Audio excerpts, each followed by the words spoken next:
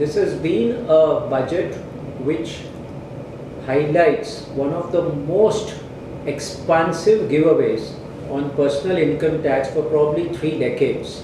A 1 lakh crore tax sacrifice which the finance minister has announced by way of increase in the exemption limits to 12 lakhs of rupees, as I said, is unprecedented, which points out to 2 or 3 things. One is clearly the government has listened to the noise on the street and coming from various inputs, including the economic survey. There is a clear stress as far as the consumption demand is concerned, and this is, as I said, acknowledging this stress and ensuring that there will be a spurt in higher disposable income and therefore consumption across the board. The second thing we have to remember is that this is not just an increase in limit which helps salaried class alone. It will of course help them, but this is a personal income tax exemption limit, so should help every business owner who is carrying on business in a non-corporate entity like sole proprietorship. And that is a point which we need to also bear in mind, and therefore some of the stress on micro loans, some of the stress on personal loans which we are seeing in the banking and the NBFC sector should also get reduced because of the increase in the disposable income at that level. The second highlight of this budget on an overall basis is of course the big announcement on the new Income Tax Act. As we know, the current act is 1960 vintage and frankly completely mutilated and complex as we speak today.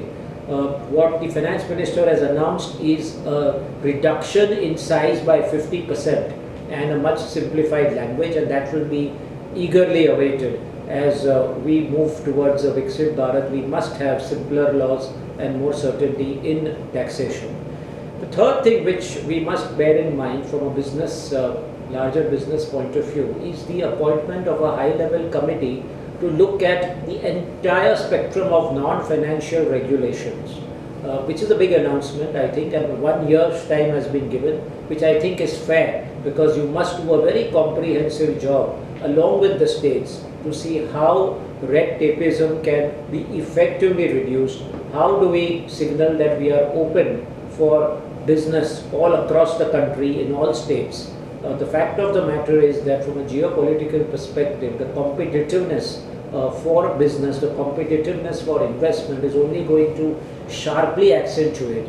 And as a country, India will need to work even harder to remain competitive and to remain an attractive place for both FDI as well as domestic entrepreneurs. And therefore, this is a very welcome move to really signal and say we want to make regulations light and we want to remove unnecessary criminalization of laws which has crept in, which is the other announcement which the FM has made. And last but not the least, the thrust on infrastructure, the thrust on MSMEs, the thrust on agriculture, the thrust on making all factors of the economy give their contribution and give the support which is needed. That continues, that is a continuing theme, and that is a good sign as well. Thank you.